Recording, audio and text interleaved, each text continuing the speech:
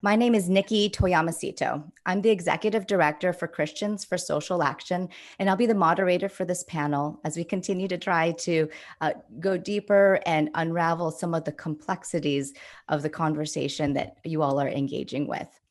Joining me here on the panel, you have already met Dr. Ron Sider. We also have Congressman Bob Inglis. He is the congressman who represented South Carolina. He's a Republican congressman, and he is particularly notable for the way that he has pursued environmental justice, climate change work in ways that also engage with values for free market enterprise. We also have with us the Reverend Adam Taylor, who is the president of Sojourners. He's also the author of Mobilizing Hope. Sojourners works with Christians across the spectrum to engage with a variety of issues in the public square. Ron, I wanted to just follow up on your excellent presentation. Thank you so much for that. With a question. You have been in this space in terms of helping the church navigate the areas of politics, political engagement, and the public square for quite some time. Do you have any reflections on, I think many of us are very emotionally involved with the last political election, but do you have any observations of general trends that you've seen, either something that is encouraging to you or something that might be a bit of a concern with regard to Christian and Christian engagement in the area of politics? I tried pretty much all my life to develop what I call the completely pro-life agenda. And I was one of the co-chairs of the process in the National Association of Evangelicals that developed the document that I talked about. And I felt that we made a lot of progress in what I call the center of the evangelical community in getting to that understanding that faithful evangelical political engagement must have a biblically balanced agenda. I must confess that in the last 5 years, I've been pretty much dismayed by the fact that an awful lot of evangelicals, I think, didn't follow through on that biblically balanced agenda. I've tried to say where I think we've made mistakes. One of the things, I've been an evangelical all my life, continue to be an evangelical theologically. What simply breaks my heart is the way that so many white evangelicals did not take a stand against racism when it was explicitly articulated and appealed to by a prominent politician. That's a colossal failure that is undermining the integrity of the evangelical movement in a huge way. And I beg God, I pray God to please help all American Christians, but especially white evangelicals, to end their racism. Great, thank you so much. Representative Inglis, Ron talked about a political philosophy, and he broke down some of the ways that his Christian faith informs his political philosophy. Do you mind sharing with us perhaps a sliver or an example of how your faith has informed your political philosophy? Well, I had two opportunities to serve in Congress. There's Inglis 1.0, and then there was Inglis 2.0, the new and improved version, or at least I thought it was, until Republican primary voters decided it wasn't the new and improved version in 2010. But in the first go round, I got to say that I really was characterized, I think, by a great deal of sanctimony on my first go round. I really thought that I was pure and that everyone else in the political process was pretty much swine. And that's the way it was in my 1.0, those first 6 years. Then I was out of Congress 6 years. I had quite a humbling experience in losing a Senate race that started that out 6 years. And then I had the opportunity to go back to Congress again for a 2.0. And in that, I really came to find a different agenda. It's really about 2 Corinthians 5 and where Paul is talking about being ministers of reconciliation, um, basically ambassadors for Christ. And that gave me a different approach to politics, realizing that no, I was no better than anybody else in politics, saved by grace. They could be saved by grace too. And so it was a very different, time. The 2.0 was, so I'm a little bit embarrassed by much of what happened in 1.0. I'm much happier with 2.0. But like I say, it came out of favor with Republican primary voters along about 2010. Thank you. Adam, same question to you. And I realize that you both have your own political philosophy, but you are also working with a lot of community members, pastors. So feel free to answer it either personally from your own political philosophy, or what sort of political philosophy you're trying to cultivate in the communities that you are working with that's informed by their Christian faith. Yeah, thanks, Nikki. And I want to thank the organizers of this incredible conference, Karibu, to all my Kenyan brothers and sisters, and to all of you that are in different corners of the world. Certainly hope you'll learn more about Sojourners. You can find out more about us at sojourner.net. I will, well, one, I want to thank Ron for such a comprehensive and brilliant framework. I really appreciated it, and certainly familiar with his writing and have worked with Ron in lots of different ways. But I really think that provides a really holistic starting point. In the context of my work, I mean, I have been inspired the most by the Black church and its role as the real spiritual, theological engine of the civil rights struggle. And in many ways, the civil rights movement helped us create a second founding, if you will, in this country. The achievements of that movement through the 1964 Civil Rights Act and the 1965 Voting Rights Act, literally helped to tear down the walls of Jim Crow segregation. And so for me, certainly I've learned a great deal from the kind of biblical framework and worldview of Dr. Martin Luther King, but certainly so many others, including the late John Lewis, who we lost this last year. He's been a huge inspiration for me. Grateful he actually just, well, before he passed, wrote the foreword to a book that is going to come out in September called A More Perfect Union, A New Vision for Building the Beloved Community. And I mention that because for me, one of the things that the United States as a country is really lacking, and I think one of the reasons why we're suffering from such a severe degree of polarization, is that we are clamoring for a shared moral vision about the country we want to be. And we have to come to terms with so many of the ways that I think we have fallen short of some of the core ideals that are so often grounded in biblical principles, many of which Ron outlined. And one of the things that I think has been a challenge, and I'll put a finer point on something that Ron mentioned, that's particularly a challenge in the white evangelical church, but I think it's a challenge more broadly, is that we have an overly individualistic understanding of our faith and theology. And so we then apply that to our politics. And I think it creates some real blinders, particularly for white evangelicals, to understand the systemic nature of so many of the injustices that we face.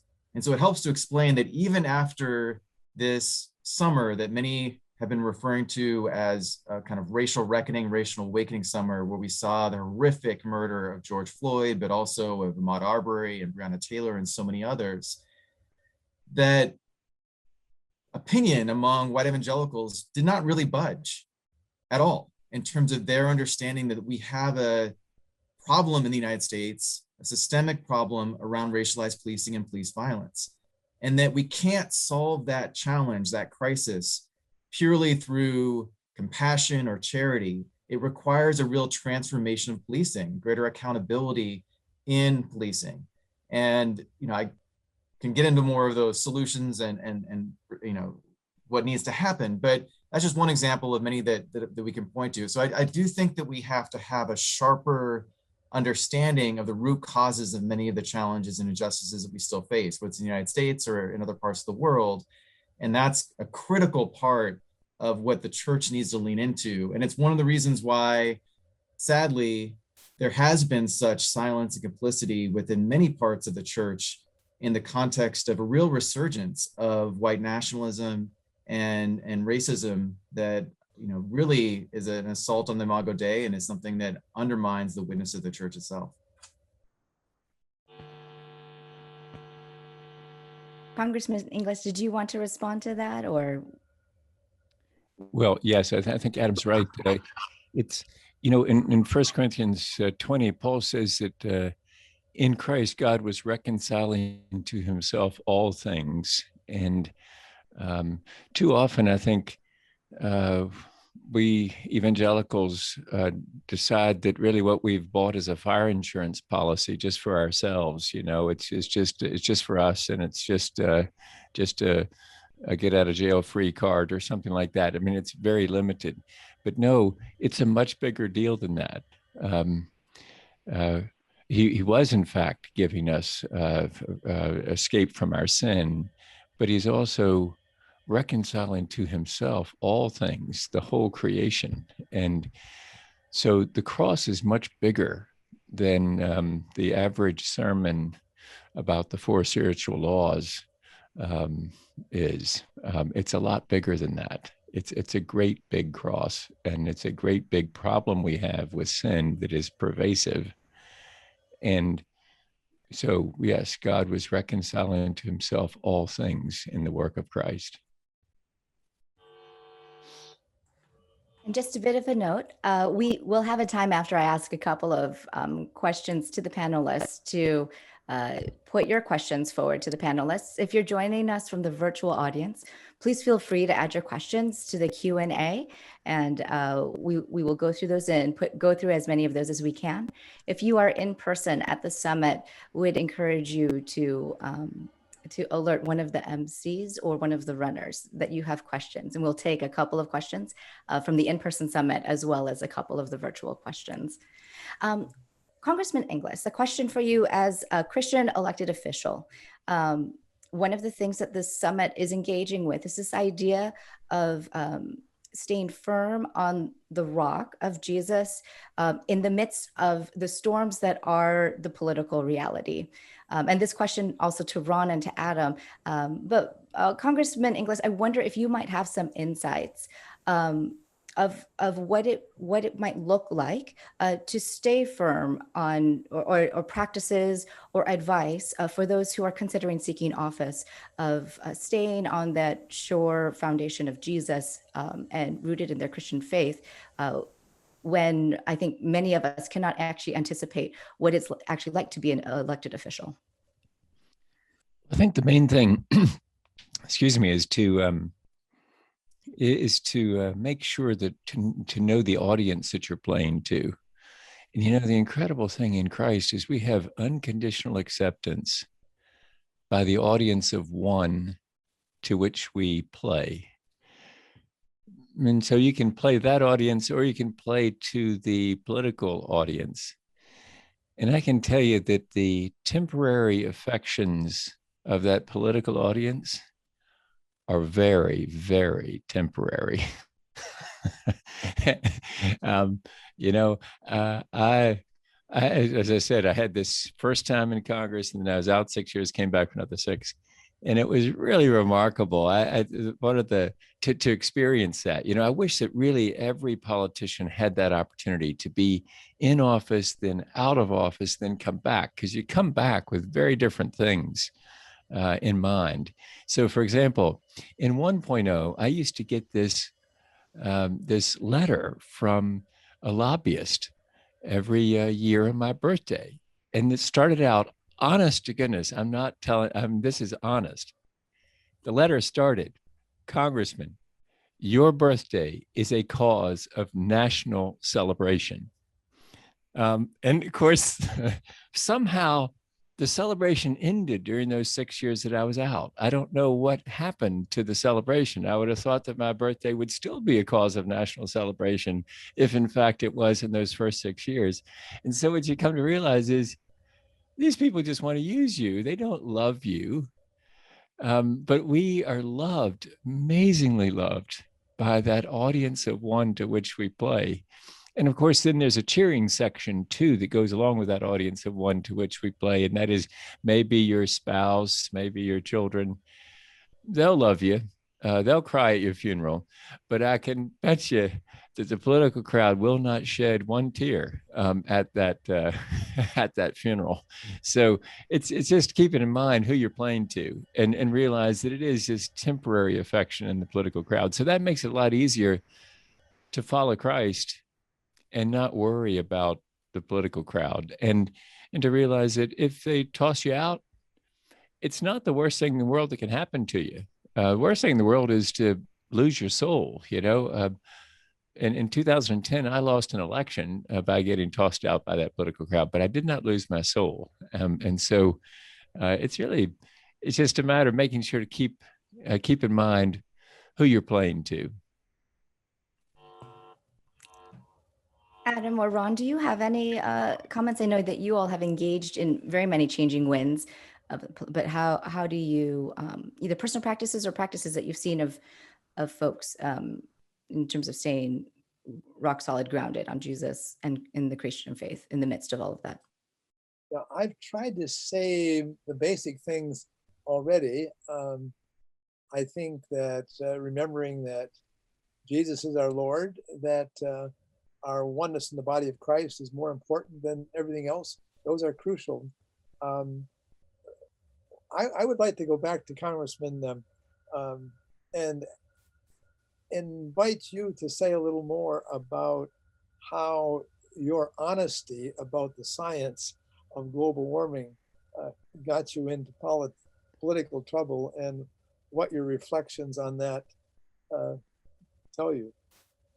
Yeah, so Ron is right. I committed various heresies against what became the Republican orthodoxy in 2010.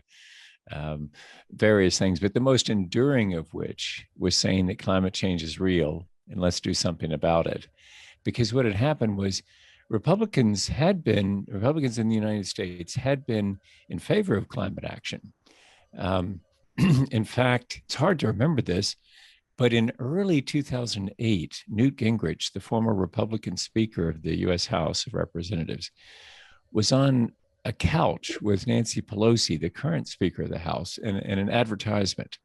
We don't agree on much, do we, Newt? No, Nancy, but we agree that climate change is real and we need to do something about it. That was early 2008. By the end of 2008, Newt Gingrich had switched. We don't know, he said. The intervening events were two. One was the global financial crisis and the fear that came from that. And we can put off climate change. Let's not worry about that. And the other was the election of a secret Muslim, non-American socialist named Barack Obama to the White House. Actually, he's none of those things. But sadly, my party called him those names and created a reaction against him. And that sadly put us into a decade of disastrous disputation, as we call it at republicen.org. But the good news, Ron, is that the decade has ended. A good number of Republican congressmen and women and senators are coming around because they realize that this is the future. We've got to address climate change. But there is still this rearguard action with Donald Trump still doubling down on climate denial.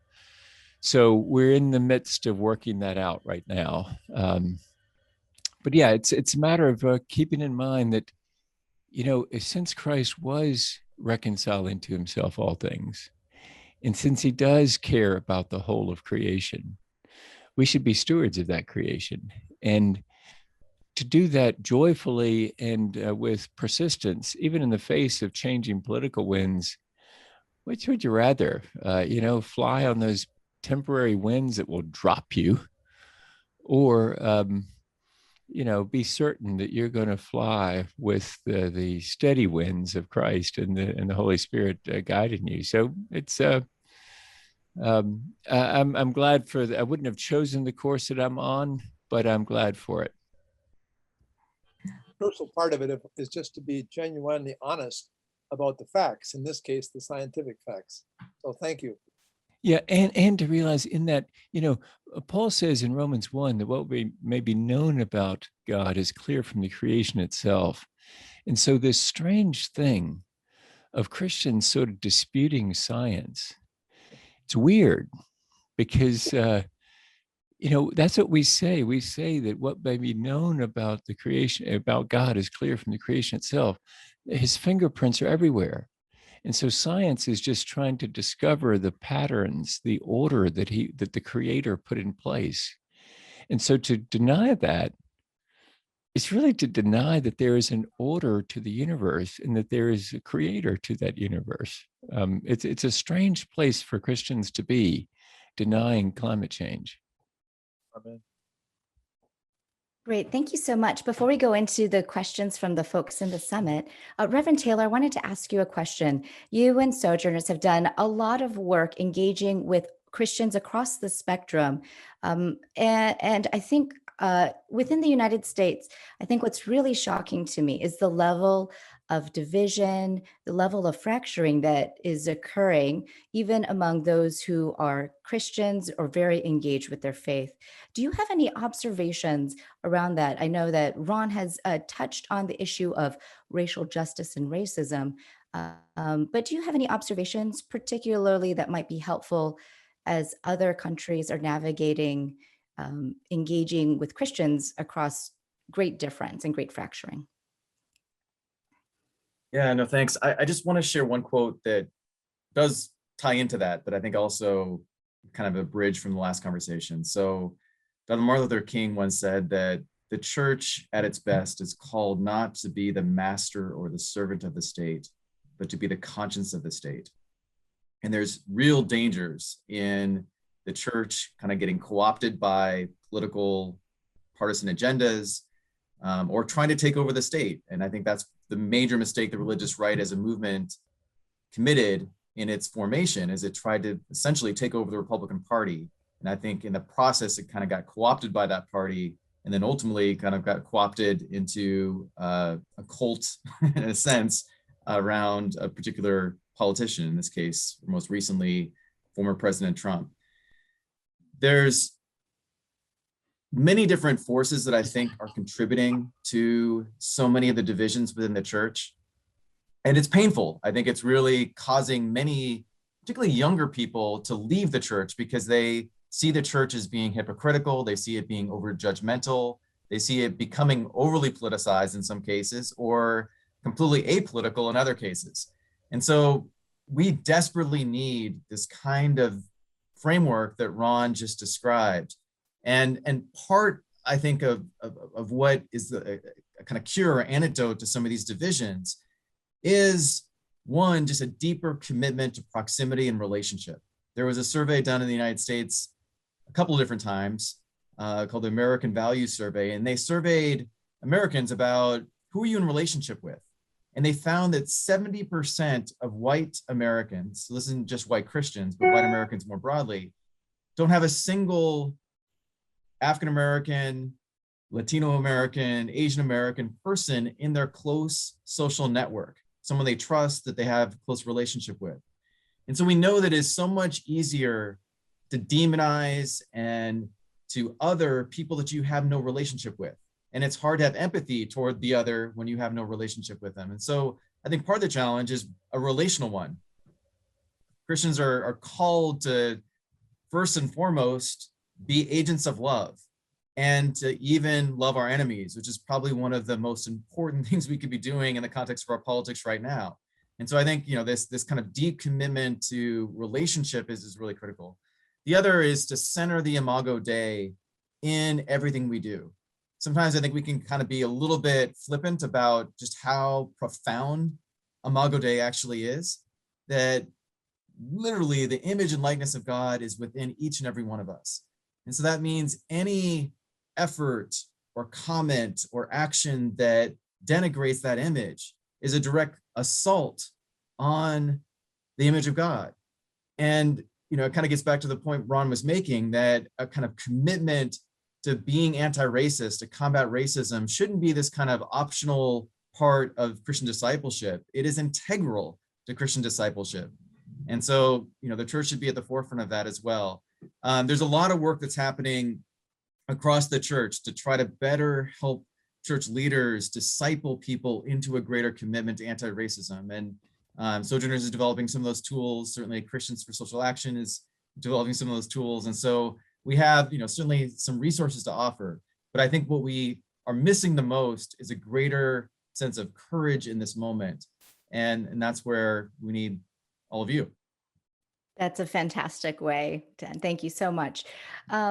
Pastor Reverend Cuchillo, I believe that you have a question for us from inside the summit. Yes, thank you so very much for that presentation and for the engagement. We have several questions that we will be receiving, but there's one here.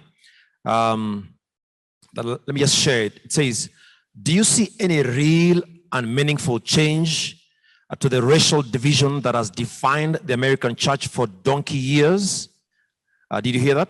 Do you see any real and meaningful change to the racial division that has defined the American church for donkey years? Who will take that one?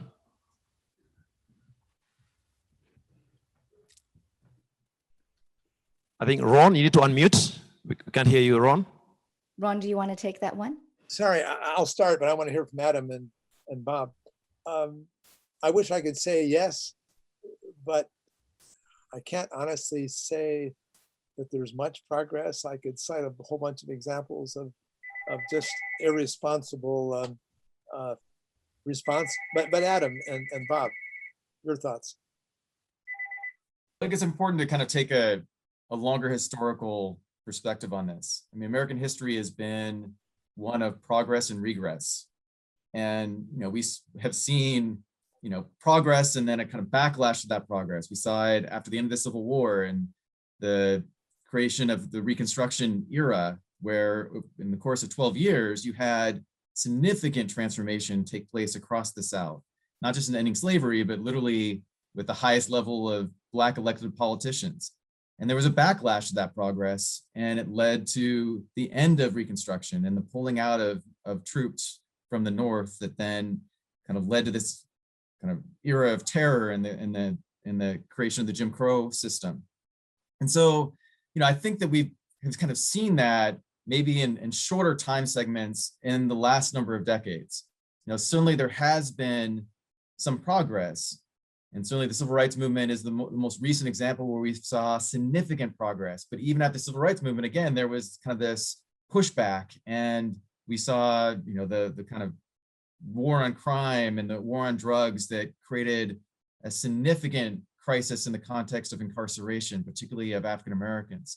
And so I'm hopeful, just bringing it up to the present moment, that what the country went through over the summer with 14 million Americans participated in some type of protest, the vast majority of them peaceful, against systemic racism and calling for transformations in our police system. Not everyone agrees on what that should look like, but I think there is momentum, not just around policing, but also in terms of the kind of broader racial inequalities that our country is still grappling with. And we're at an inflection point in many respects. We can either go the direction of division and of racial animus, if you will, or we can go the direction of the beloved community that I mentioned before, where we truly create a society where neither punishment or privilege is tied to race or skin color or ethnicity or gender. And I am determined to work with all of you to try to make sure not just the United States goes the direction of the beloved community, but so does Kenya, and so do countries around the world. If I may make an observation, I do think one nuance in that question was asking about administrations that do get elected with a commitment to racial justice. Is there progress that does happen? Or perhaps is that rhetoric in order to tap into values, voters? Have we seen progress under administrations or folks who come in with those agendas? That was my interpretation of the donkey years phrase. You're right. to put a point on it, during our Democratic administrations, have we seen progress in areas of racial justice? Well, yeah, interesting. It's yes. Well, first of all, I'd say Adam has the right analysis. You know that it's often two steps forward, one step back. The problem is the otherizing to make somebody else an other. That's a natural human condition, I think. That's part of that fallen state that I was talking about earlier. That is part of the curse, and so only Christ can break that, and it's grace that breaks that, and it helps us to see others as just like us. And like I said, that's that's what happened to me between Inglis 1.0 and 2.0. But it was an intervention of grace by the Holy Spirit in my life there. And so, already a believer, but not understanding that until those experiences that brought it to me. But Nikki, you're sharpening the question to make sure we're answering about whether during Democratic administrations it happens. Well, I think that's where you find the reactionary force that Adam was talking about riding high, right? Because when Barack Obama was elected, and for many, including myself, it was a celebration, that America could do this, elect somebody that, as he likes to say, looked like him, and that. But it set off, sadly, a reactionary force, and so that happens. It's sort of like in America, the gun lobby does much better when there's a Democrat in the office of the White House, because they're going to take your guns away, so you gotta organize. When it's a Republican in the office, it's a terrible time for the NRA, the National Rifle Association, because they don't get as much money from their supporters. So that's way inside American politics, I guess. But I think what it is we've got to figure out a way to solidify those gains. And this is the hard part. I don't know whether this is even possible. What I'm about to say is maybe not even possible. But the change agents, the one who want to create a better, that beloved community that Adam was talking about, it's easy to over preach some of the message such that you actually are creating more of a reaction than you intended to create. So, for example, using the term defund the police, in the words of my friend Jim Clyburn, a Black the number 3 guy in the House right now, Jim Clyburn from South Carolina, said after the election, he said, those 3 words, defund the police, took a sure bet election into a competitive election. Because people said, what? You're going to defund the police? We're not going to have your police department? What are you talking about? That doesn't make any sense. And so what people were trying to say was we need a different sort of policing. Okay, that's a good thing to say. But to say defund the police, if you're an advocate for this thing, you've overstated your case. And you therefore create a stronger reaction than you meant to create. And so, but it's a real challenge, right? Because if you don't come up with some catchy phrase like that, you don't get quoted. And so it's a tough thing to do, but we advocates of that better situation need to watch our language so that we don't overstate the case and create more of a reaction than we intended to create. Adam, did you want to respond to that before I get another question? Yeah, just really quickly, I think the congressman's right. The election of Barack Obama as the first Black president was an historic achievement. And my Black mother and white father never thought that they would see that in their lifetime. And so I don't think we can understate the importance of that. That being said, and I'm saying this as someone who loves and respects President Obama and even worked for him for a year, I think because he was the Black president, or the first Black president, sometimes it was challenging for him to directly speak to and address some of the systemic challenges that we face in the context of racial injustice and inequality. He came around, I think, later in his second term, particularly around policing, and started to show greater leadership in that regard. That being said, though, I mean, African Americans advanced and benefited a great deal, as did kind of all Americans, in my opinion, under his administration, particularly in terms of coming off the major economic crisis we were in that he inherited when he came into office, and kind of creating years of recovery and then economic or greater economic shared prosperity. I think even with the Biden administration now, and obviously the jury is still partially out because they've only been in office for just over 100 days. But if you look at some of the initial things that he did in his first 100 days, I think it's been a pretty impressive track record in the context of trying to eliminate some of the damage that was done over the last 4 years under President Trump in the context of racial justice, and to really try to lay the groundwork for greater progress in the years to come. I mean, there's some things that were just so, petty and unnecessary that were done. Like, there was an executive order under President Trump that banned funding for diversity training across federal agencies. And, that was eliminated in the first week by executive order by President Biden. The Muslim ban was, both, I think, a anti-religious, or, it was intolerant of religious freedom, but also had racial undertones, and that was, eliminated by executive order. So, I think there has been, in my opinion, more progress, but again, you have this reactionary dynamic that we've seen so many times. And, the question is, I'll just put it really bluntly. Does the Republican Party want to be a party of addition or subtraction? Do they want to be a party that really tries to actively appeal to the growing racial diversity of this country? Or do they want to kind of double down on holding on to power by making it more difficult for people of color to vote and to exercise the right to vote? And we can talk more about, efforts to try to protect the right to vote in this country. But I think there's a fundamental decision to be made, and I'm prayerful that we could see a Republican Party that actually tries to compete for the votes of African Americans, Latino Americans, and others. Because I actually think that many of their policies, particularly some of their more conservative social policies, would appeal to many of those communities. But unfortunately, they've kind of gone this other direction that I find to be, really dangerous and really anti-gospel, to be honest. Pastor Cuchillo, is there another question from inside the summit? Yes, there are many questions. Let me invite anyone with a question. I can see hands have been raised. There's a gentleman there, there's a lady there. Let me begin with the lady. Just come and join me right here. Just stand and come and join me right here.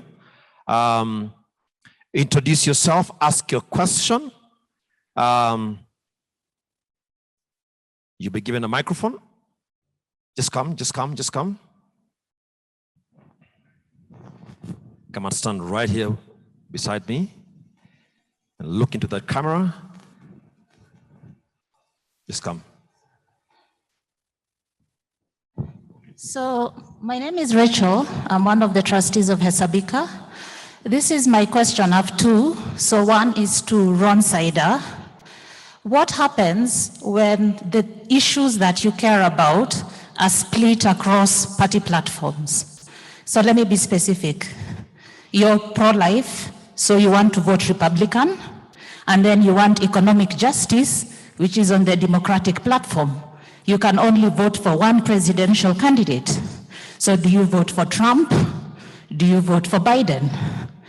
How do you reconcile that? Because you said you shouldn't be a single issue voter. My second question is to Adam and Representative Inglis. Where is the place as a Christian to be able to call out bad behavior within your party? So Adam has accused the Republicans of the things that they do wrong. I got the feeling that Representative Inglis noted there were some negative things about the Republicans. So what about for the Democrats? When the representative from North Carolina, the black senator, was being called an Uncle Tom, which is racist, how come no black Democrats called that out because that was racism. And so when you are 100% thinking, my party is correct and the other party is the devil, sometimes there's angels and devils within your party. So what is the place for calling out wrong behavior within your party? Thank you. Wow, thank you very much. We'll take one more. Nikki, we'll take one more. Then you can answer the three together. Thank you. My name is Martin Munyao. I'm a lecturer at Eastern University. My question can be taken by any of the panelists. I'm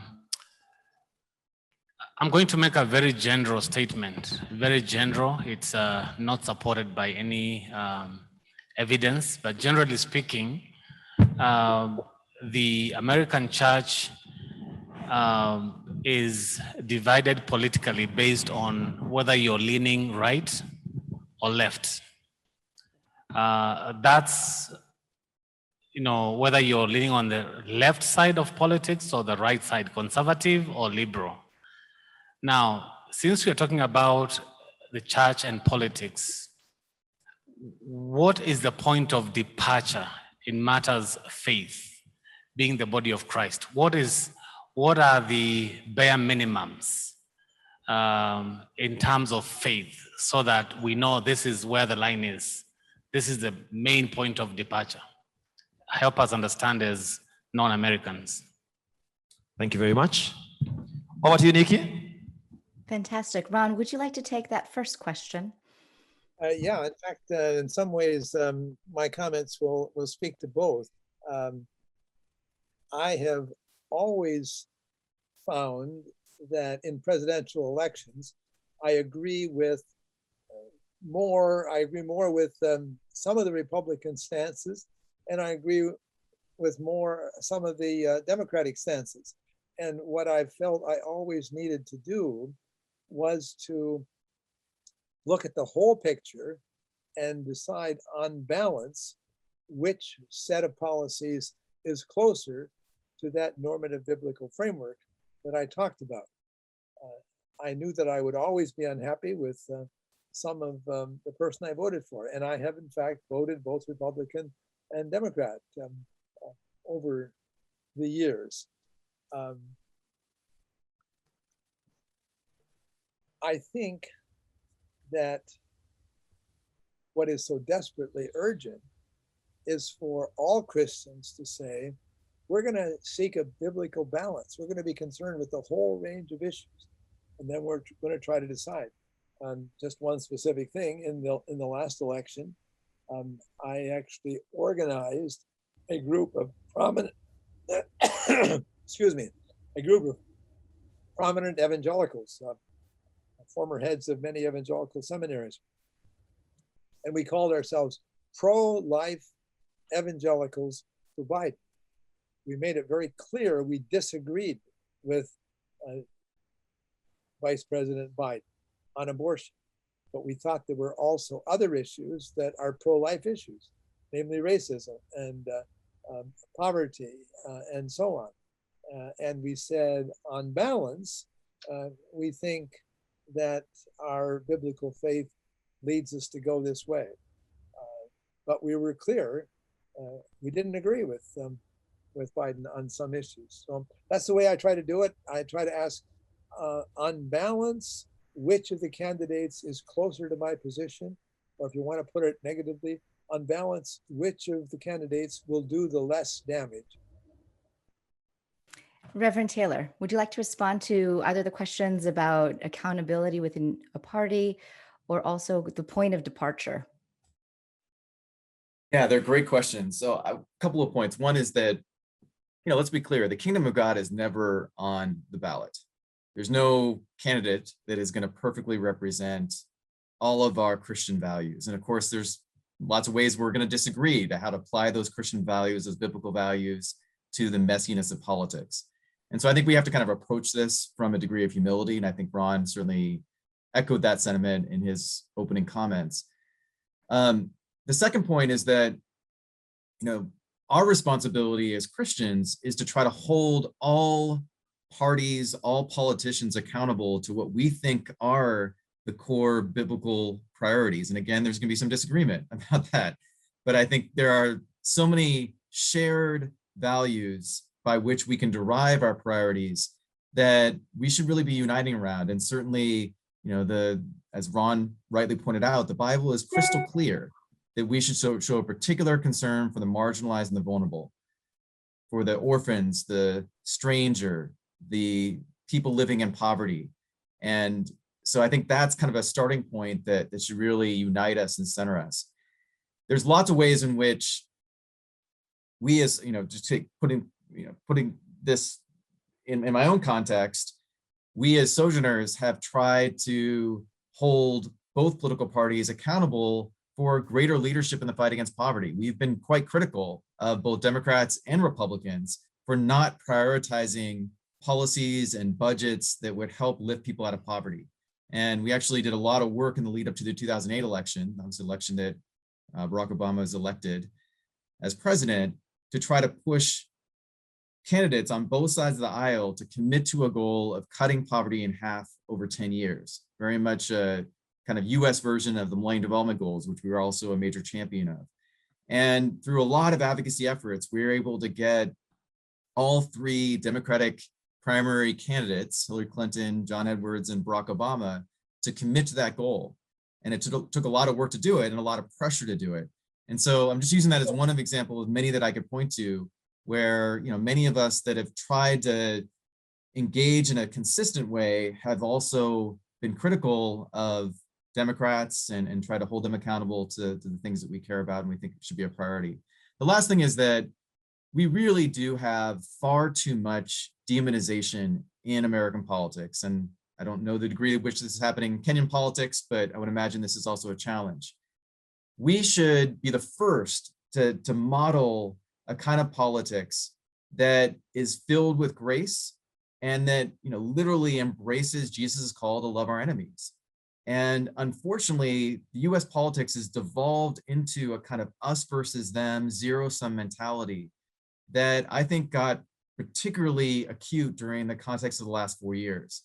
And we're now at a moment where I think it's imperative that we try to heal from that and move into a politics. And again, this is where the church needs to be a leader that really tries to find common ground, tries to listen more carefully, tries to not see things in kind of zero-sum terms, and doesn't just try to defeat the other side, instead tries to work with the other side to solve common problems. And of course, all of that is so much easier said than done. But if we don't start doing that, I'm fearful that we are going to see an increased kind of cold civil war turn into an openly civil war that would be devastating for not just American politics, but also for the church. Representative Inglis, did you want to respond? I think that's really good stuff there from Adam. That and it's a unique role of Christians in politics to be able to do what he was just saying. I don't think we can expect that from people who don't understand grace, but for people who have claimed that they understand grace, they really need to model what Adam was just talking about. So it's just vitally important to in answer to the first question, to confront our own people, to confront one's own supporters. And only with an understanding of grace can you do that and still love them. In other words, what happens without Christ in political debate, I think, is what we've come to, which, it might have once been in a debate, I'm right and you're wrong.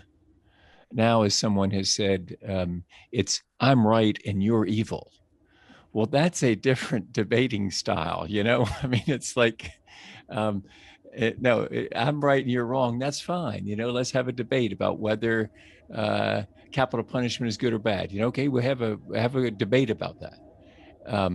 But to say I'm right and you're evil, I'm right and you're evil, is to really not understand that I'm a sinner in need of grace, and I'm talking to another sinner in need of grace, maybe within my own party, my own congregation, my own people. but I need to be able to love them enough to say, you're wrong. And doesn't mean I don't love you anymore. It means I do love you. And that's why I'm trying to tell you this. And so it really, but if you go into just a tribal situation where I'm right and you're evil, that's really devoid of the gospel. That's where you get a politics that is really nasty. And so, as St. Augustine said, we're called to be the best of citizens. And so the best of citizens means being that person who can confront our own people and say, we're really off here. We need to get back on track, and do it in such a way that we can communicate, I still love you. It's just, we're wrong here, and let's get it back to being right. Thank you. Those are great words to end on. Panelists, thank you so much for your time and for your insights. And thank you to the summit. On behalf of Reverend Taylor, Dr. Szeto, and Representative Inglis, I'm Nikki Toyama Szeto. We're just so honored to be a part of this conversation.